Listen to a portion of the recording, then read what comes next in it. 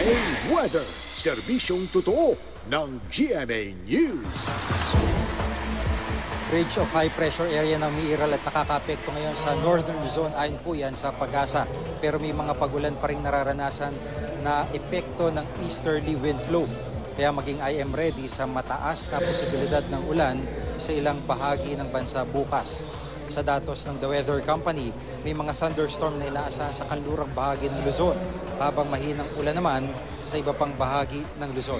Sa Metro Manila ay mataas ang tsansa ng thunderstorm simula tanghali hanggang gabi.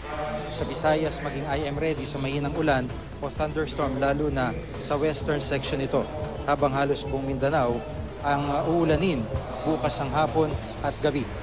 At yan ang latest mula sa GMA Weather. Magplano para sigurado, I am ready, serbisyong totoo ng GMA News.